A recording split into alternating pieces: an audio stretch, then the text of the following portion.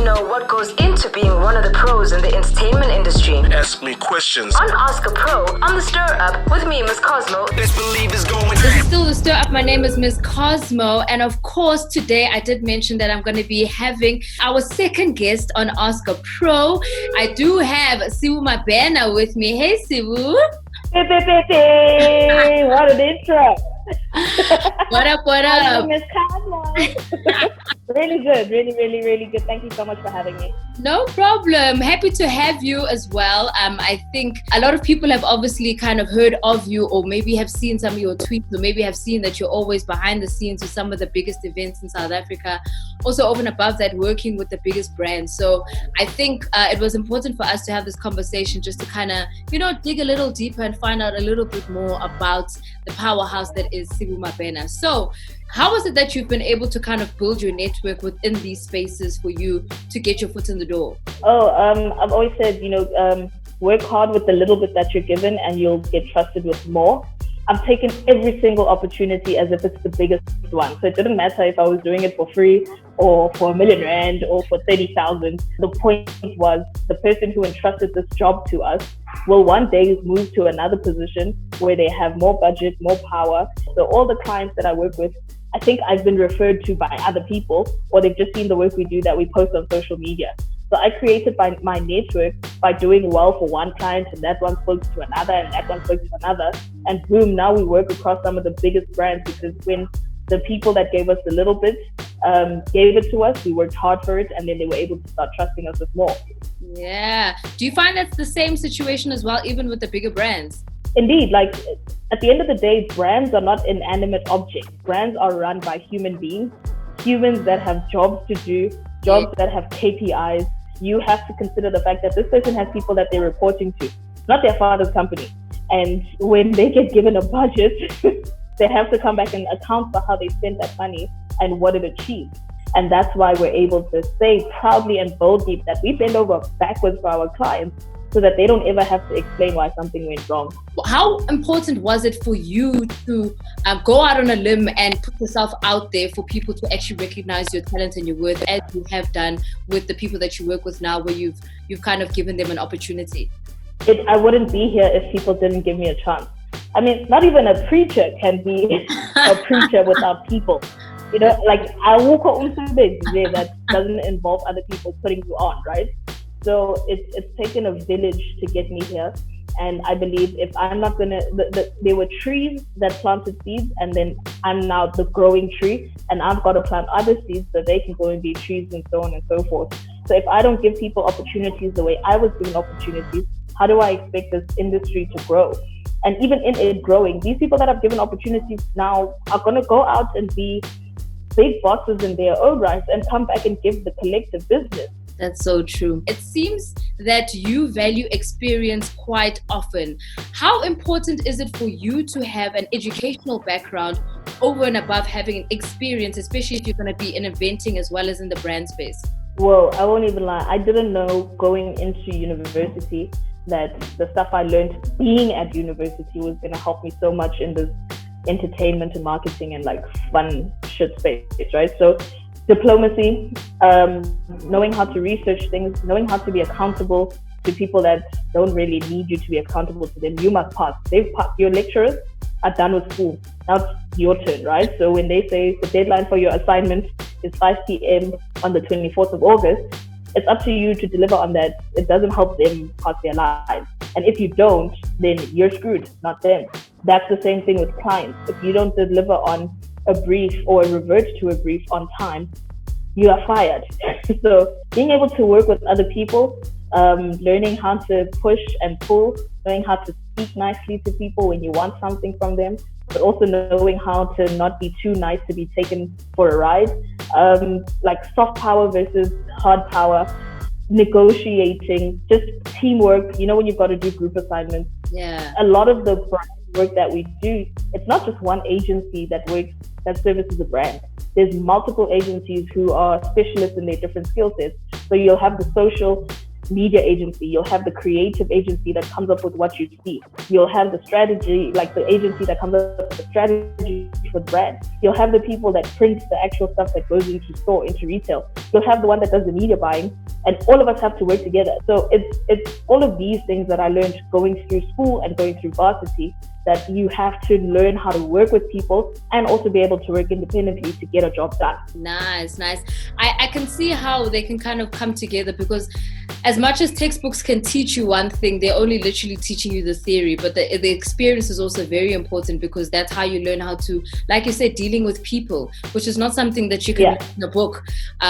Learning how to work in a team, which is not something that you can learn in a book. So all these skills, I guess, are learned on the job as well. What is it about your industry or industries? Because you work in different spheres. I mean, there's eventing, there's also a digital agency where you're working with brands, where you're also working with influencers. What is it about those three different industries that you think you wish could change? I think because it's so fun and it's like all this cool stuff, it's not taken seriously. It's not taken as an industry that contributes billions to the South African economy. I mean, if you just look at the top 10 performing artists in the hip hop world and how much money they generate, not just coming into their pockets, but how much is spent around them. For example, brands spending on them, events being crafted to have them perform on those stages.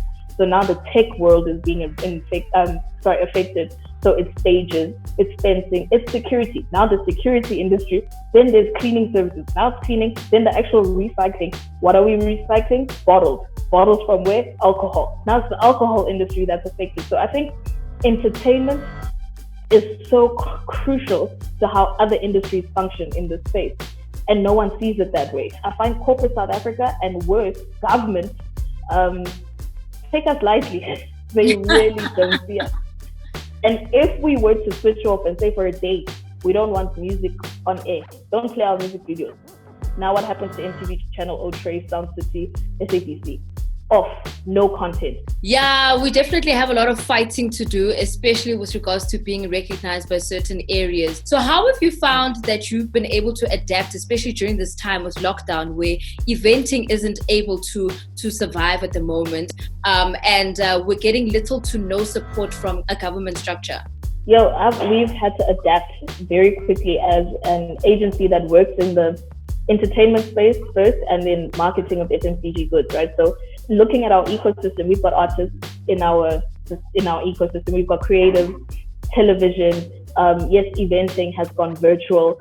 So how do we then kind of readjust what we do day to day to what we're going to have to do in our new normal?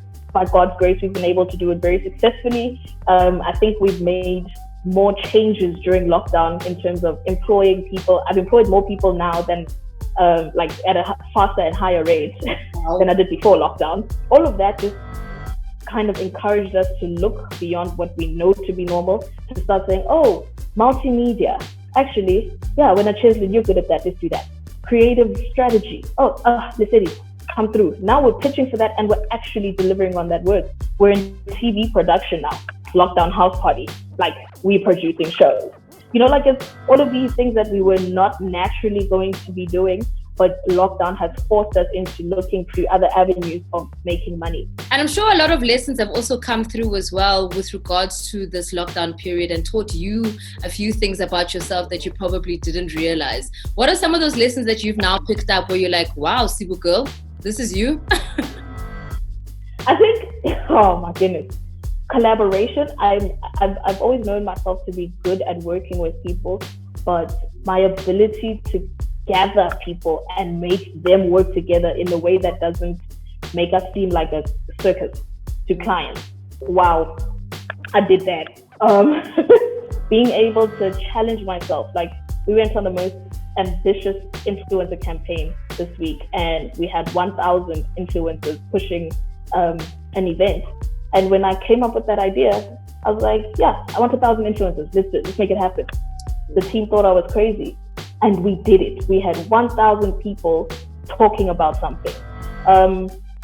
Resilience. I didn't know how resilient I was until I had to be, right? Like, you don't know how, like you can always say, no, I'll never give up. Like, I'm strong, I'm this, and then you get hit in the face by some real stuff like, yo, how am I paying salaries this month? I've got 369 Rand in my account.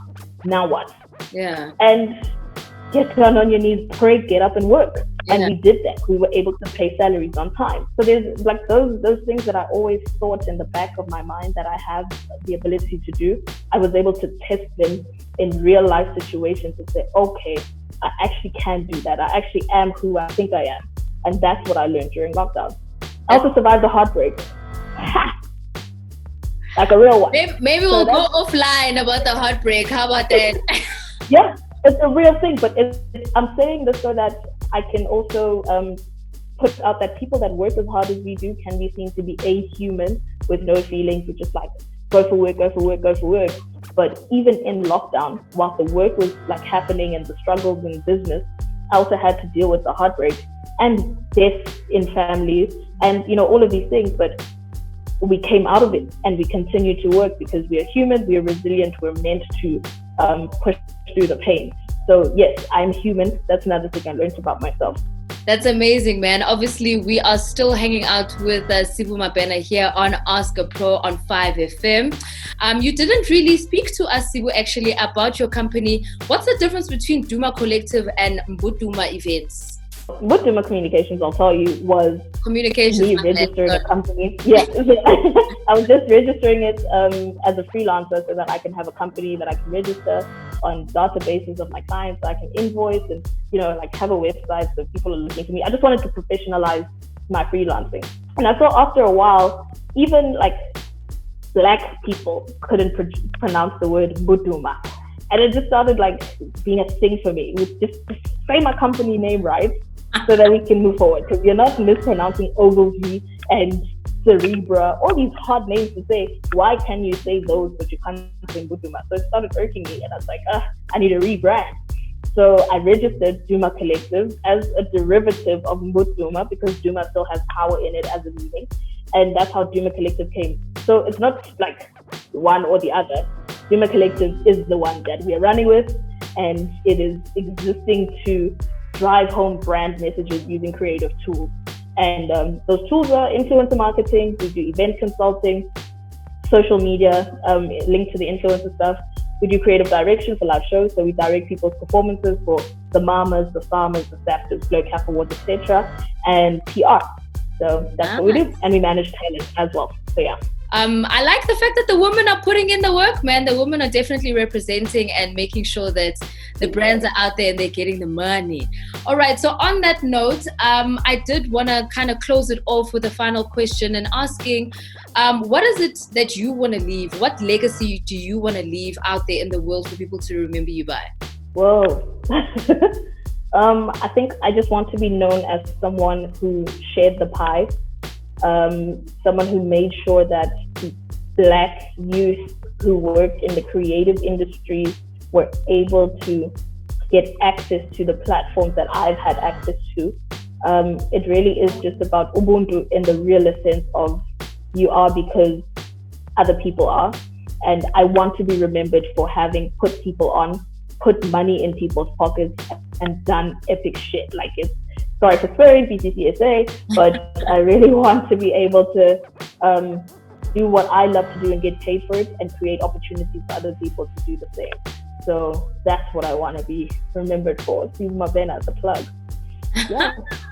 Sibu Mabena, the plug, Sibu Mabena, the pro. And that is our conclusion for Ask a Pro for today. And of course, Sibu, just let us know where we can follow you, where people can see what the work that you're doing and how we can feel more inspired when it comes to Duma Collective.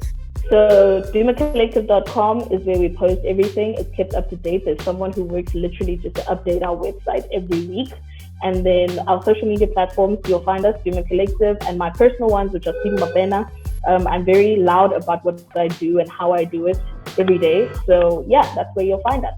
Yay! And there you have it. That is our second installment of Ask a Pro here on the Stir Up.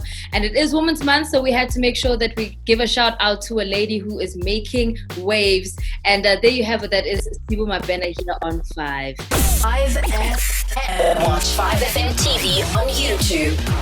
5FM.